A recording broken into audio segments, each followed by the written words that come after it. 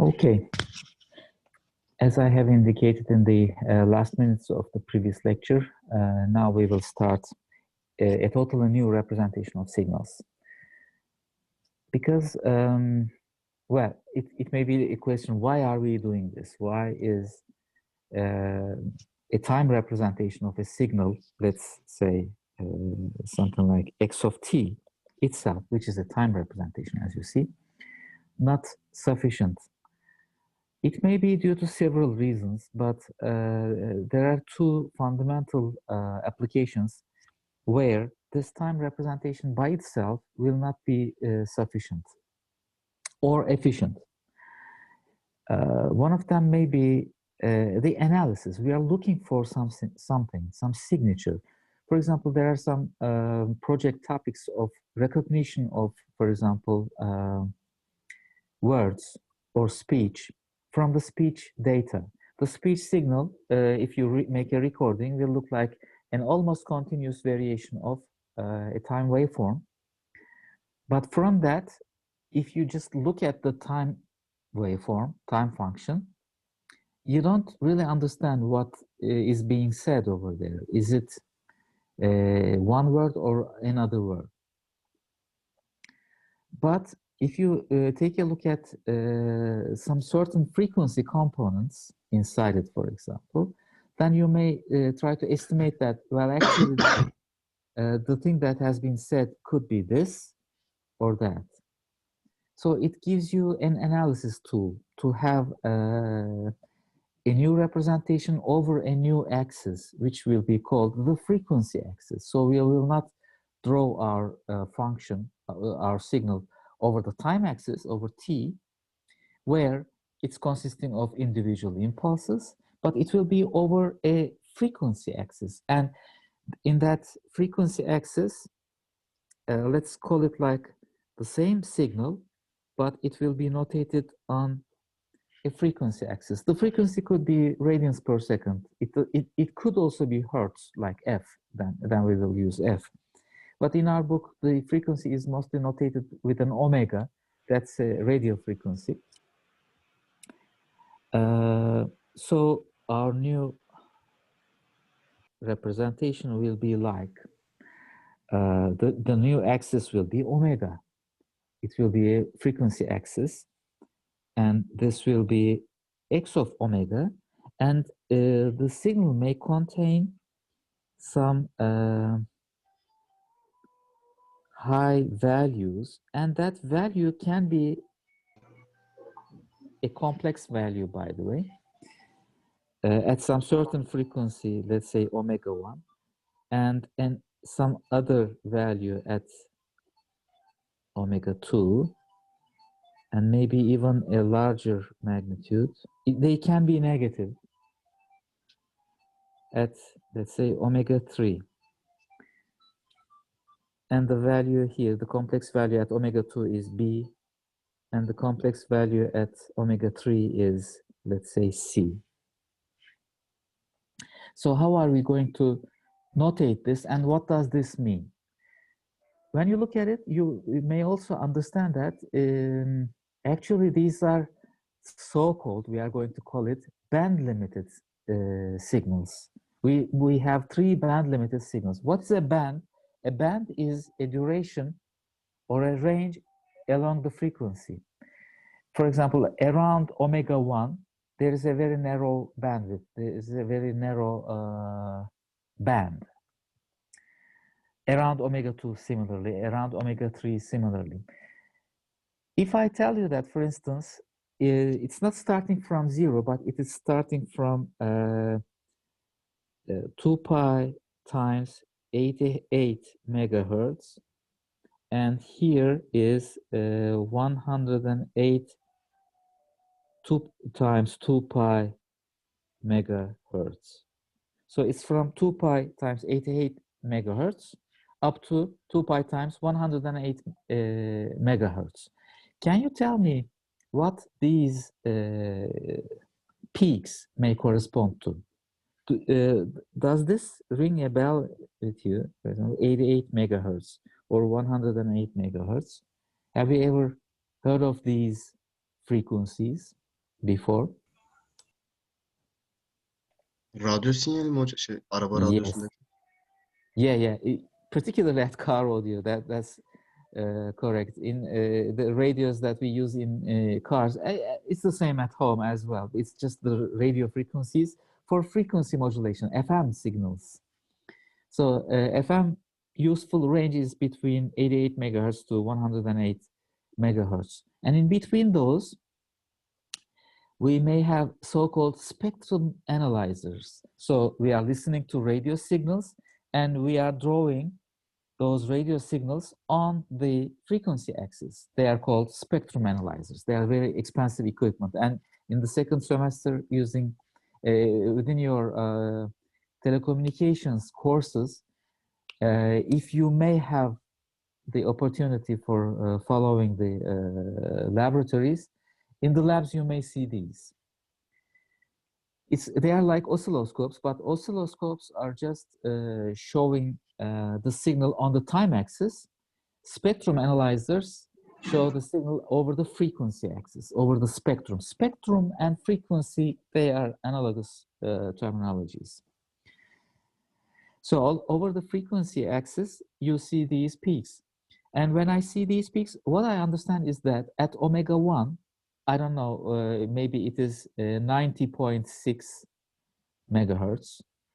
There is a station, there is a radio station.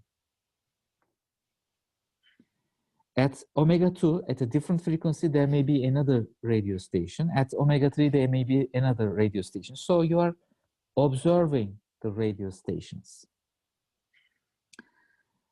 And it's therefore helpful for understanding the telecommunications idea as well.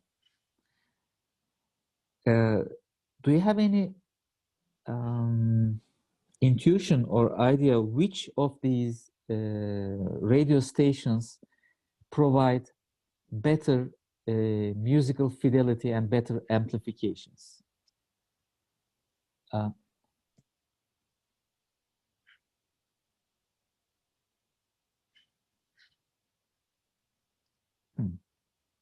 Okay. Are you still with me? Can you hear me? Duyuyoruz hocam. Okay. Because there was a fault in my tablet, so I was worried. So, okay, let me repeat the question. Which of these channels, there are 3 channels at omega 1, omega 2, omega 3, which one has the highest fidelity or highest clarity for as a radio signal? Which one would you expect to be a better station? Not in terms of musical quality, but in terms of the sound quality.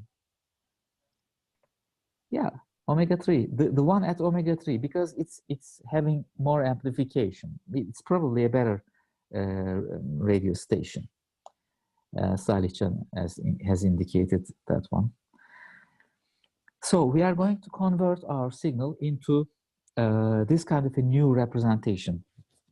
And if these peaks are just pure impulses, if we have only a new representation consisting of not a narrow bandwidth or a wide bandwidth thing, but like just some impulses of, at omega 1 it is A, and excuse me, at omega 2 it is B over the frequency axis. If this is our signal in magnitude, then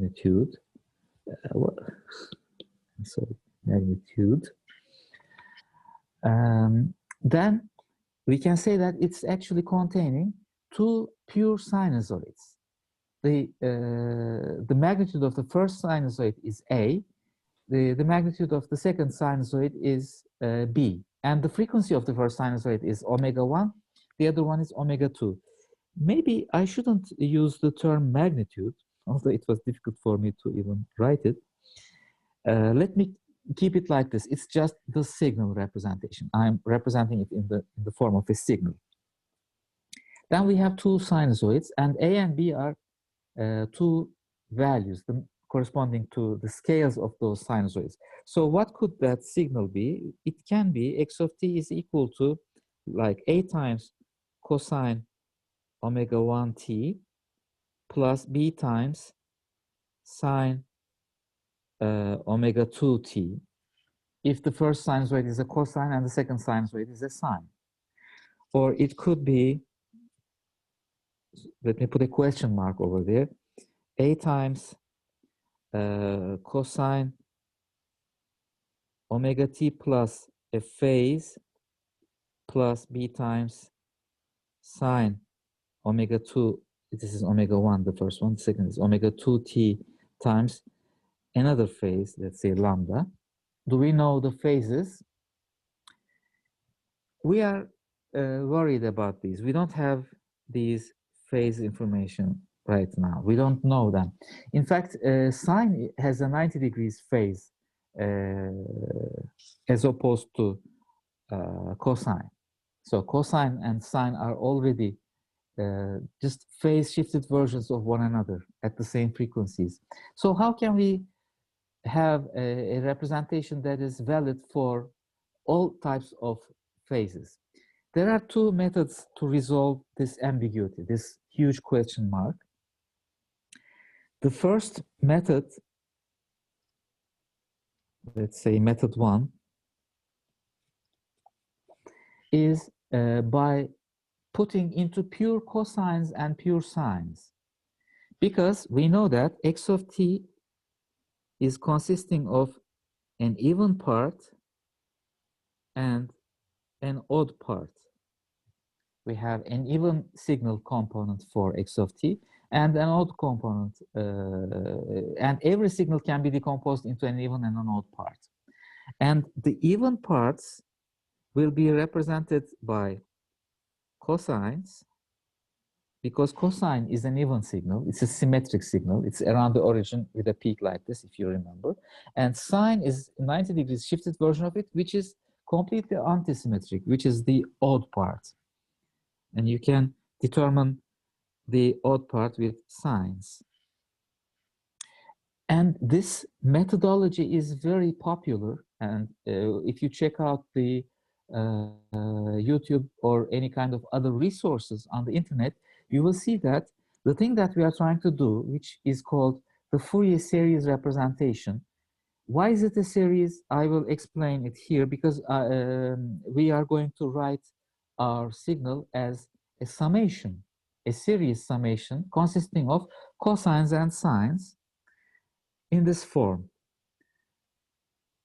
X of t we will write as an infinite summation over k for a k, let me put a parenthesis here, a sub k, which is a number, times cosine omega sub k. What are those frequencies we have to find?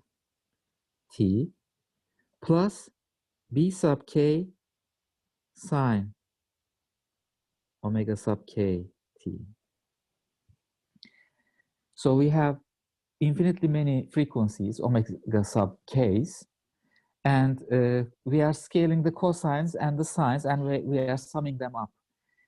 That is a series sum for cosine and sine parts. And when you do it this way, AK and BK will become real numbers, just normal real numbers. But you have now two different components, one for the cosines and one for the sines, to handle the even and the odd parts. There is one alternative to this one. It is equal. The alternative is to have a single summation with a single sinusoid, but it will be a complex sinusoid. So it will be like this: a CK, a new number, but it's not a real number. It's a complex number this time, having both real and imaginary parts. And the sinusoid we will have will be the complex sinusoid. What was it? It was e to the j omega sub k t. So these two things are equal with the proper choice of CK as opposed to AK and BK. So for every signal that we will consider, and they have to be periodic signals, by the way. I haven't mentioned that, but I will come to that. And if x of t is a periodic signal, then you can either write it in the top form or in the bottom form. And guess what we are going to use throughout this course? We have to choose one of them. We'll choose the second one, this one. I find it a little bit easier because it's more compact. We don't have separate cosines and sines. We have only one complex exponential, complex sinusoid, e to the j omega kt. And using Euler's formula, we know that e to the j omega kt is actually a cosine omega kt plus j times sine omega kt. And in order to handle that j of the sinusoid, this ck coefficient needs to be a complex number. And if you do it that way, this shorter representation will be our representation. What are the frequencies? The frequencies are omega sub k's. What are the scales? Like the magnitudes of these harmonics, they are ck's. So these will be called, I have already told you that, these will be called harmonics. They are sinusoids at different frequencies. These are the harmonics. And these are the coefficients. And they are complex valued. Okay, this is our so-called Fourier series representation. But now it's time to put the title for that.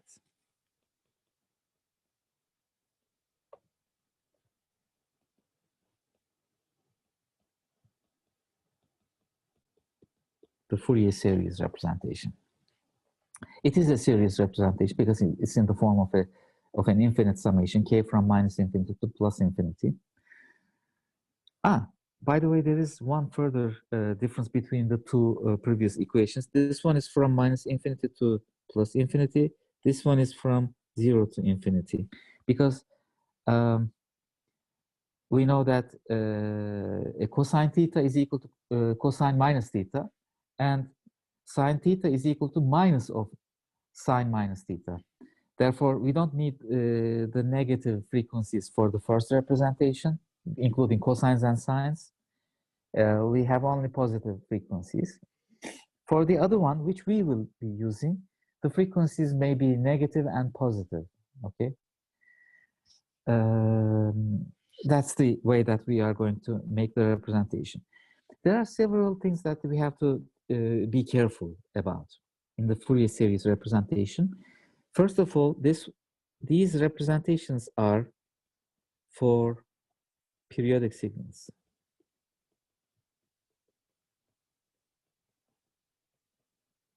Be careful.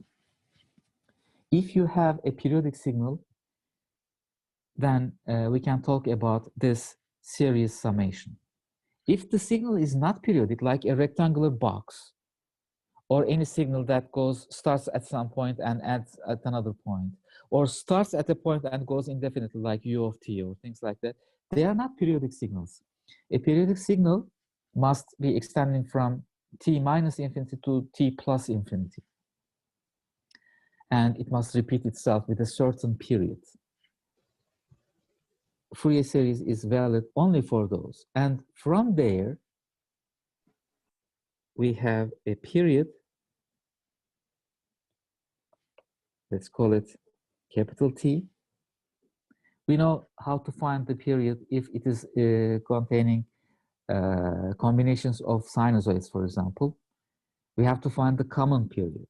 Remember that, be careful about that. We're not dealing with individual periods of individual sinusoids, actually. There's a common period of a periodic signal. It may be a rectangular pulse shape with a certain period. So this capital T is that period. Then from that period, we come up with a fundamental, this is the fundamental period. We come up with a fundamental frequency, and that fundamental frequency is 2 pi over capital T, the radial frequency we're still talking about. It's not the hertz-wise frequency. And that would be notated as so-called omega 0, the fundamental frequency.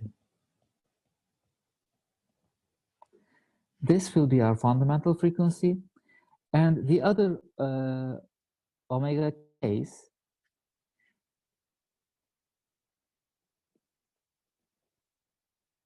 for every complex exponential will be simply k times omega 0.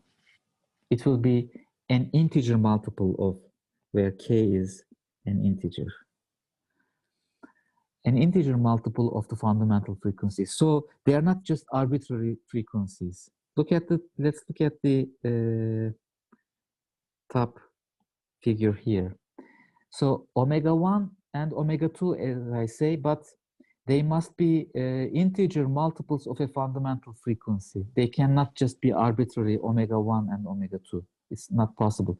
For example, if omega 1 is omega 0, then omega 2 may be just twice of it. Or if there may be another fundamental frequency here, where omega 1 is, let's say, 4 times the fundamental frequency. This is omega 0. Omega 1 is 4 times the fundamental frequency, omega 0. And omega 2 is 1, 2, 3, 4, 5, 6, 7, 8, 9, let's say 10 times omega 0. It may be 4 times. Omega 1 is 4 times omega 0. And omega 2 is, let's say, 10 times omega 0. This is possible. But there must be a one fundamental frequency only, and all the other harmonics must appear at integer multiples of that fundamental frequency. And interestingly, just like in this picture, your combination may contain nothing from the fundamental frequency. There may be, the coefficient of that fundamental frequency may be 0, like this one. But still, omega 0 here is the fundamental frequency. Of course, at the fundamental frequency, you may also have coefficients. So now let me rectify this expression, which is the Fourier series expression. Let me correct it. And we will put it in a box, and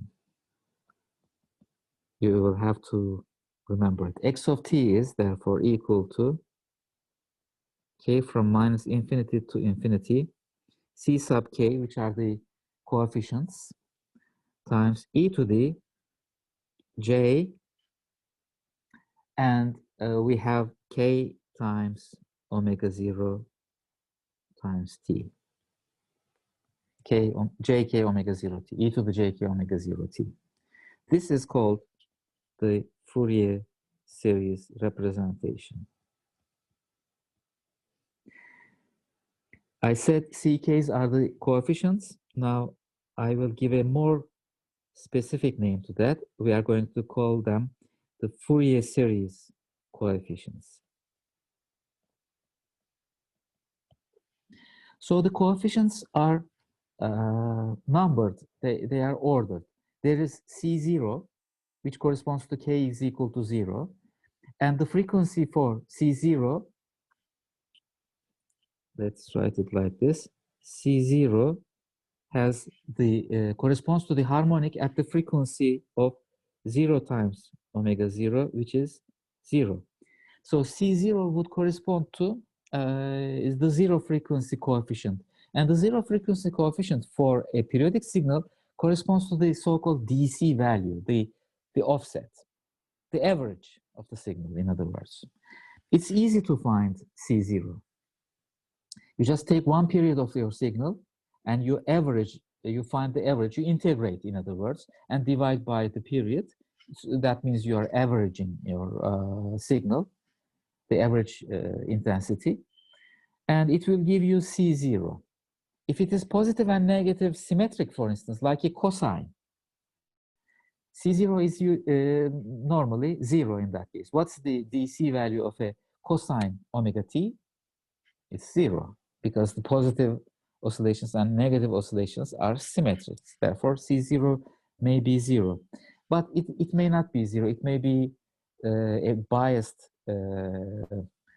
periodic signal towards the positive or the negative. C0 can be positive or negative, but it is the Fourier series coefficient at frequency 0. And C1 is the Fourier series coefficient at omega 0, which must be determined from the period that you detect. You have to find it, or it must be given to you. If you have the signal, it means that we can assume that you know its period. You just measure the period of that given signal. And from that period, 2 pi over period is the fundamental frequency. C2 will be twice at the frequency. C3 will be 3 times at the fundamental frequency. And we have nothing in between. We don't have any harmonic in a sinusoid with a frequency between 0 and omega 0, or between omega 0 and 2 omega 0. We don't have anything in between. We have only integer multiples of these frequencies, the fundamental frequency, in other words, including 0 times the frequency. So now this is the famous, celebrated Fourier series representation. And it was discovered by Fourier.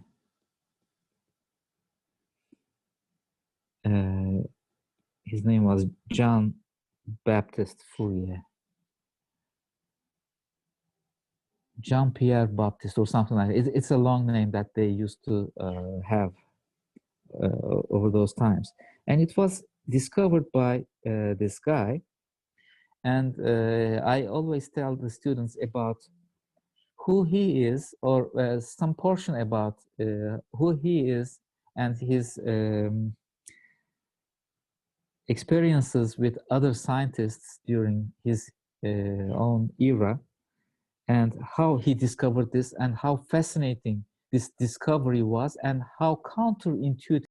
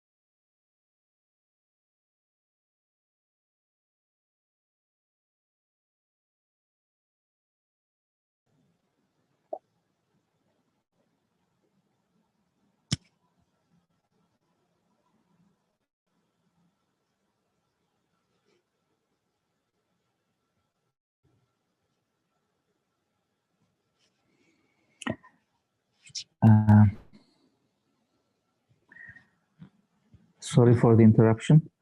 This happens, and I am very worried that this may also happen during your examinations to you as well, which is, I don't know how to handle these situations.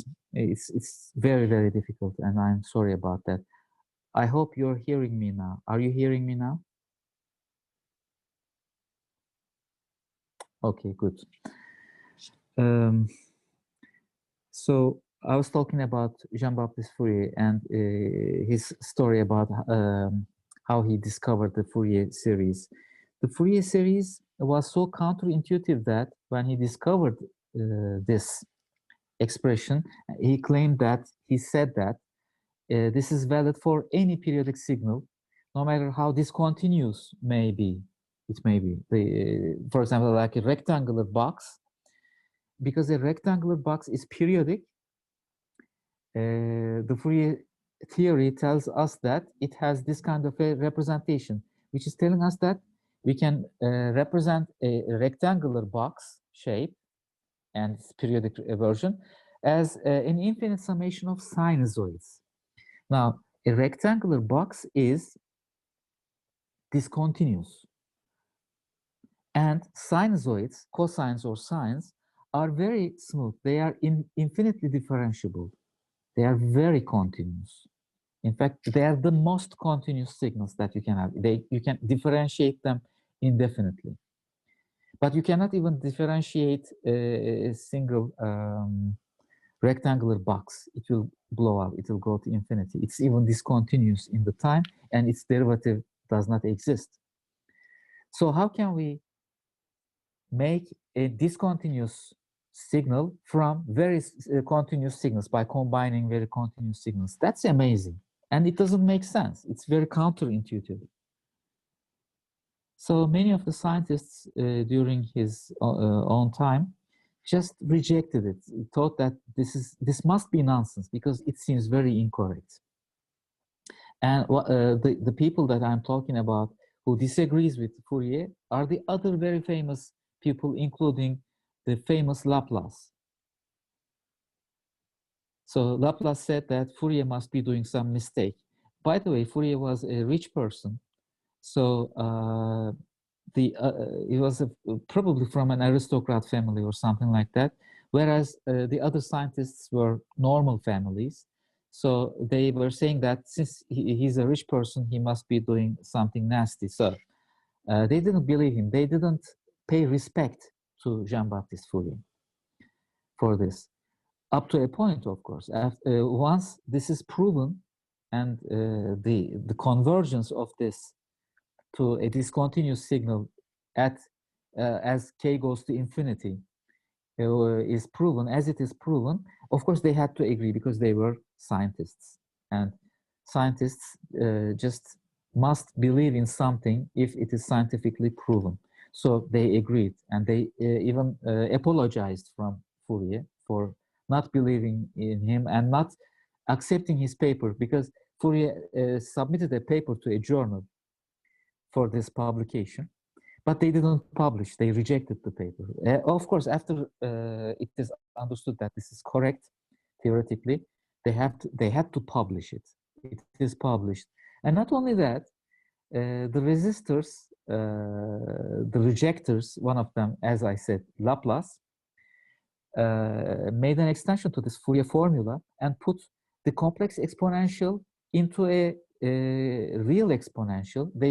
He puts a real term to the exponential and extends the Fourier transform and calls it the Laplace transform. That's ironic. He first rejects the idea and then he agrees, not only agrees, elevates the idea to a further level and calls it. Interesting thing. We don't really know how he came up with the idea, but the rumors say that he was dealing with the heat equations. And the reason that he was dealing with the physical heat equations is because he liked heat, the hot weather. He was not very fond of cold weather of Paris. So he was trying to escape Paris whenever he could. He even did this just to get away from the cold weather and to go to some hot places. He joined the army of Napoleon, as I read from some history books. during his conquest to Egypt against the Ottomans. So French people just invaded Egypt at some time, and one of the soldiers were Jean-Baptiste Fourier, because Egypt is a hot climate place, so he just enjoyed it. I don't really know the relation between the Fourier transform and the Fourier series, as you see here, with respect to the heat equation, because I do not know the heat equation. I'm not a physicist. But for those of you who are curious about this, this is a very interesting historical anecdote. So you may want to take a look at the life of Jean-Baptiste Fourier. That's interesting. But his name lives among signal processing people and among every other people because of this Fourier transform, or the Fourier series representation, which converts a time signal into a frequency signal. What is the frequency signal here? Let me tell you that. This is the time signal. And these Fourier series coefficients, together with the knowledge of the fundamental frequency, is the frequency signal.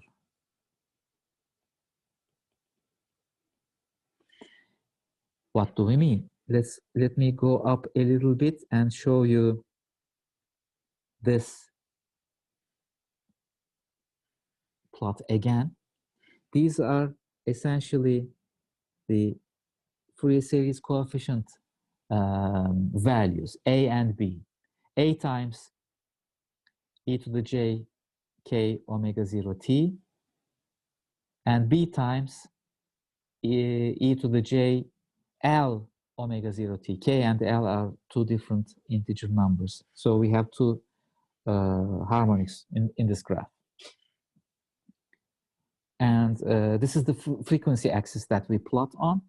Therefore, the frequency representation corresponds to the Fourier series coefficients that I have indicated, CKs. We plot them. And soon we will extend this to the famous Fourier transform, not the Fourier series coefficients, where these isolated impulses may be actually continuously varying, which will be a complete function of omega. But CK is also a function of omega. Anyway, so these are the Fourier series representations. And how are we going to find these Fourier series representations? What are they? There is a way to determine the Fourier series coefficients. Is it a time for that?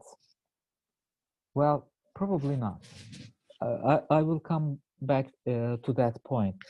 But for example, if x of t is a sinusoid, we can immediately find the representation. So let's first start with easy examples, like x of t is equal to, let's say, 3 cosine 6 pi t plus 5 sine 5 pi t. Well, even not this will be the next example maybe. Let's start from this example. First things first.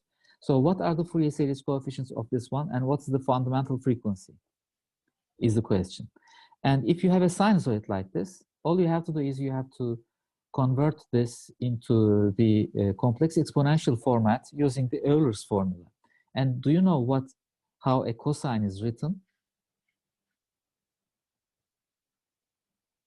A cosine is written as e to the j 6 pi t plus e to the minus j 6 pi t over 2. This is how we write a cosine. Okay, this is the Euler's formula for a cosine in terms of complex exponentials. And that makes 3 over 2 e to the j 6 pi t plus 3 over 2 e to the minus j 6 pi t. Okay, so what is the fundamental frequency here, or what is the period here? It's easier to see the frequency. The frequency is 6 pi, right? Omega 0, I can see just by inspection that omega 0 is 6 pi. The other one, so this is like 3/2 e to the j omega 0 t, 1 times omega 0 t, plus, how about the second one, 3/2 e to the, now how am I going to write it in the form of j times k times omega 0 t? Can I write it with any certain value of k? What is k here?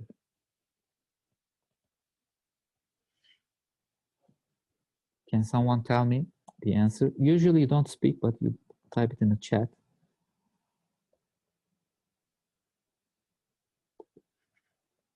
Nothing?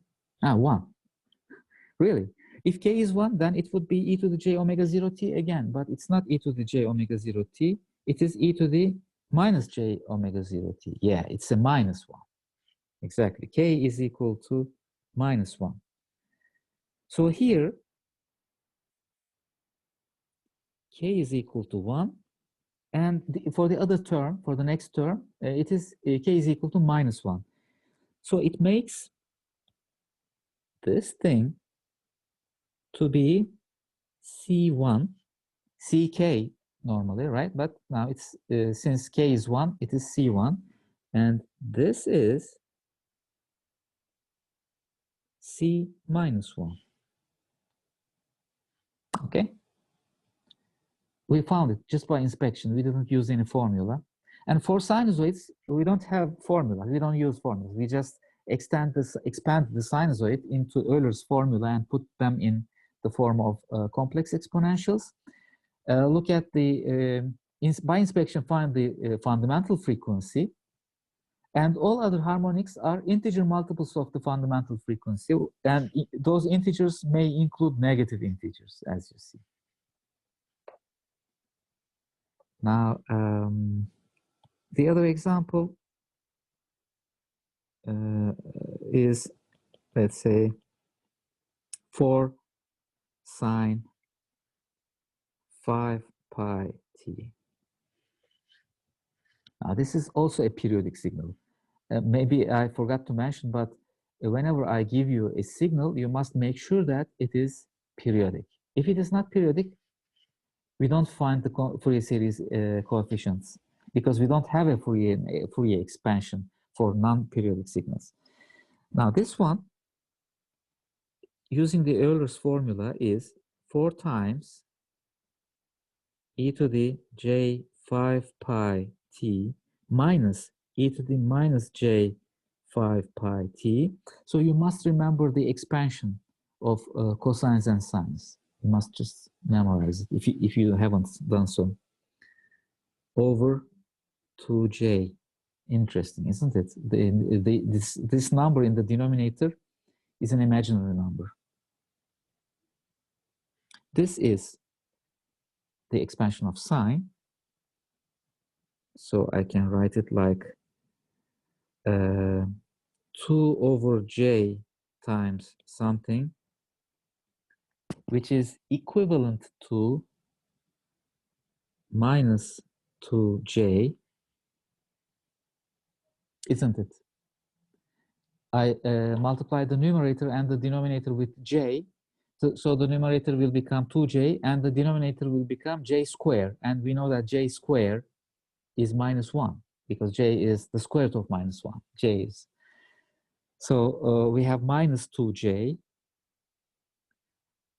times e to the j 5 pi t minus of minus 2j, which makes a plus 2j e to the minus j 5 pi t. So this is my expansion. From that expansion, can we by inspection find the fundamental frequency. What is omega 0? I'm expecting somebody to write it on the chat. What is the fundamental frequency? 5 pi hocam. Yes, 5 pi. That's correct. Because the other one is also an integer multiple of 5 pi. What's that integer? -1 again. So here we have k is equal to 1, and here we have k is equal to -1, which tells me that C1 for this signal is -2j, and C -1 is 2j. Okay, these are the Fourier series coefficients that we find. The other types of signals are usually combinations of cosines and sines at different frequencies. There may even be some angle terms. Let me finally, before combining different frequencies, cosines and sines, we will do it on Wednesday. We will continue on Wednesday. This will be my last example. You may be interested in seeing the Fourier series coefficients of this one too. 4 times, for example, cosine 6 pi t plus an angle, but I leave it as phi, just arbitrary angle. You can put some numerical value over there. You can put, for example, pi over 4, which is 45 degrees. How are we going to find the Fourier series coefficients of such expressions? But this is still a cosine. You could also write a sine even in terms of a cosine, right? They are just the same things, only different with a phase. But when you have a phase, and if everything is in the form of a cosine, like this question, then all you have to do is really apply directly the Fourier, the Euler's formula again. 4 times, it's going to be e to the j 6 pi t in a parentheses plus phi plus e to the minus j 6 pi t plus phi over 2. Then the rest is just application of trigonometry and complex numbers. Like it's 2 times. Let's take a look at the first term. It's e to the j 6 pi t plus 5, which is e to the j phi times e to the j 6 pi t, isn't it? The first term. All right. Second one is again plus 2 times e to the minus j phi e to the minus j 6 pi t. All right. That's good. Again, omega 0 is 6 pi. This is the frequency, the angular frequency. So this corresponds to k is equal to 1, and this corresponds to, again, k is equal to -1. So what is C1? C1 is everything that you have here. Just write it as it is. It's a number, it's a numerical value. 2 e to the j phi. And everything that you have here will be C2, which is 2 e to the minus j phi. Easy. I didn't do anything. I didn't expand the cosine term over there, cosine 6 pi t plus phi, into angle summation formula. Do you remember the formula for cosine theta 1 plus theta 2, or cosine alpha plus beta? You may remember that from high school. It's the trigonometric expansion. Cosine alpha, cosine beta plus sine alpha, sine beta, or minus. I don't really know. I usually do not remember those things very accurately because I never use them. I always prefer the complex exponential format. And I know that cosine is the real part of a complex exponential, and sine is the imaginary part. So can you imagine that I never memorized the formula for what is, let's work on it. It's just an exercise, analytical exercise. What is cosine alpha plus beta? The trigonometric expansion of this, I don't remember. It must be the easiest. Well, I do remember, by the way. I'm lying. But let's assume that I don't. I remember not to memorize it, but after some time, you just start remembering what the formula really was. But if you don't, then what you can really do is, this is the real part of the complex exponential.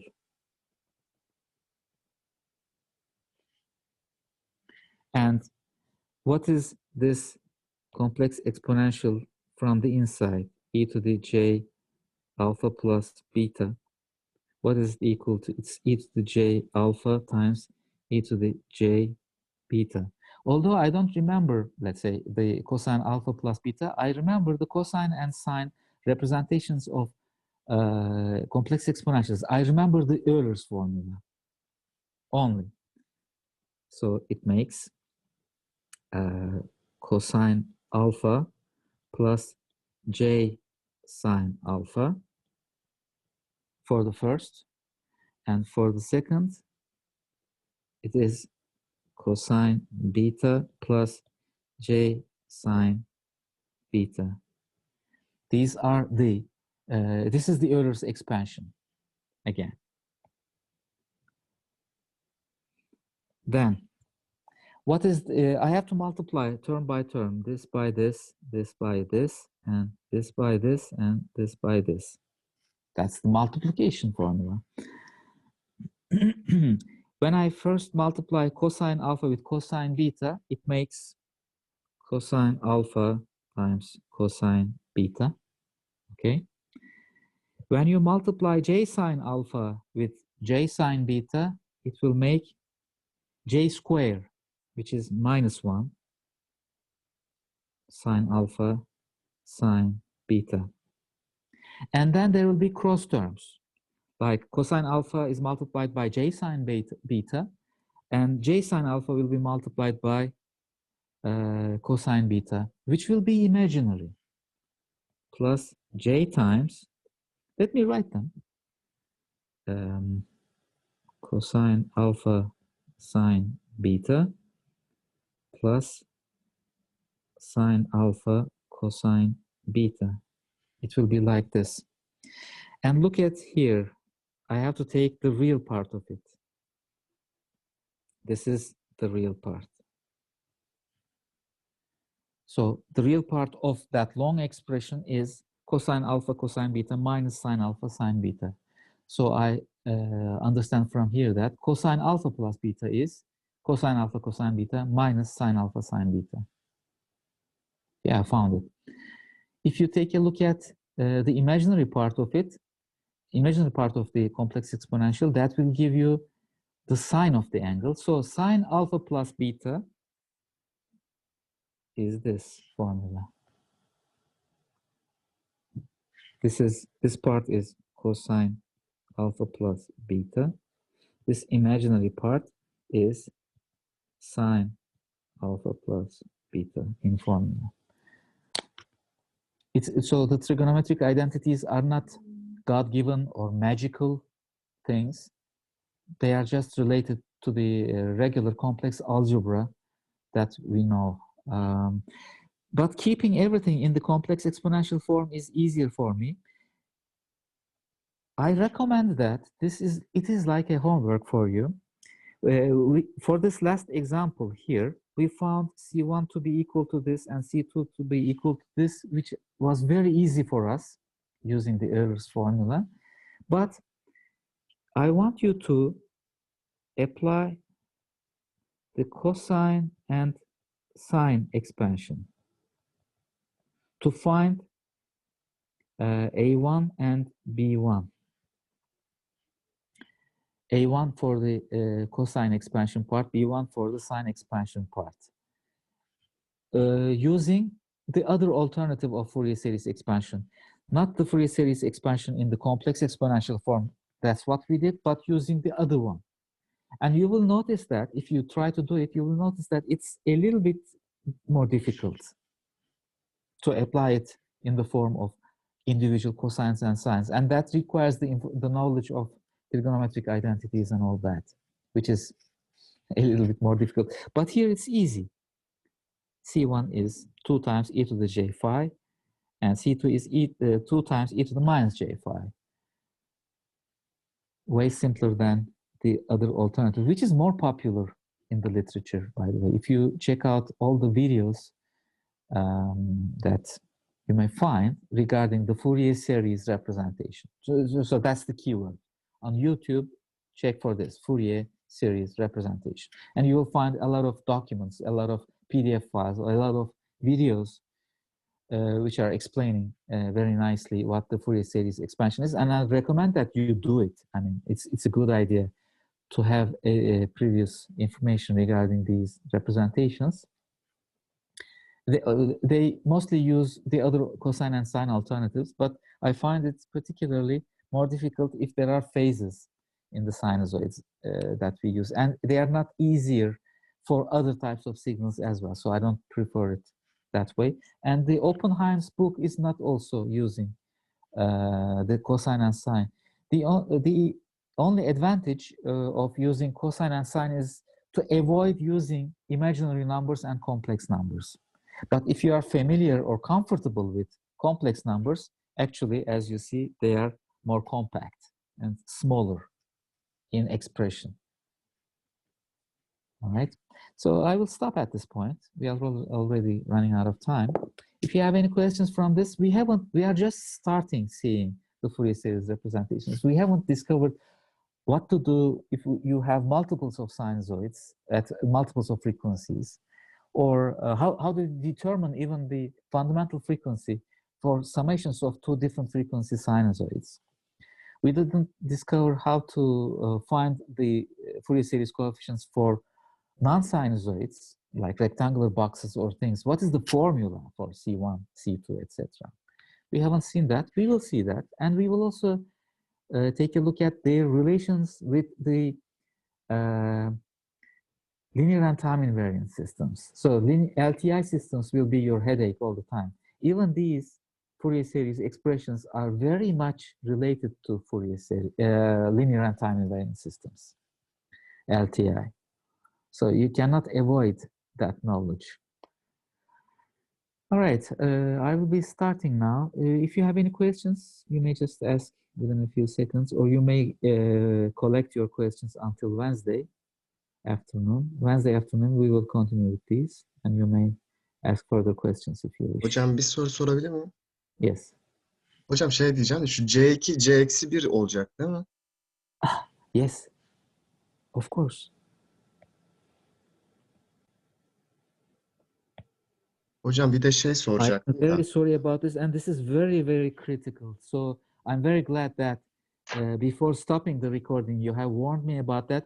It's the other Fourier series coefficient, but it's not the next, it's C-1. And we have to write it as C-1. I'm sorry about it. Yes, of course. So what's Hocam, the second question? Şey soracaktım. Hani Fourier representation formülü var ya.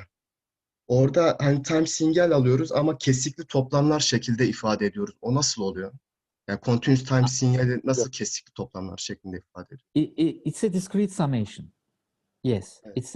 it's in the form of a summation, not in the form of an integral, for example. We are not integrating. Ama hocam Because, X'te şey değil mi? Continuous time.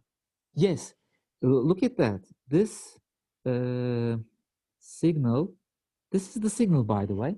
It's a continuous time signal. We are just summing up a lot of continuous time signals, infinitely many continuous time signals. We are summing them up by scaling with CKs, which are numbers.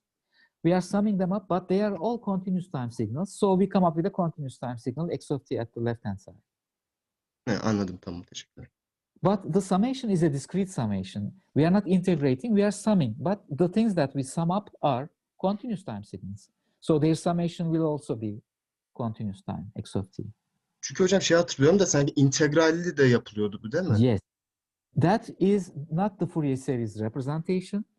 This is the Fourier series representation. The one with the integration will be encountered later. It is called the Fourier transform. And that Fourier transform with an integration is valid for all signals. This one is valid for periodic signals. In case you have a periodic signal, then the discrete summation becomes enabled, okay? So we are going to use it like this. You first have to decide whether the signal is periodic or not. If it is a periodic signal, you must find the Fourier series coefficients and the Fourier series representation, which is this. If it is not periodic, that's a different story. We will have it as a separate chapter. It's called the Fourier transform.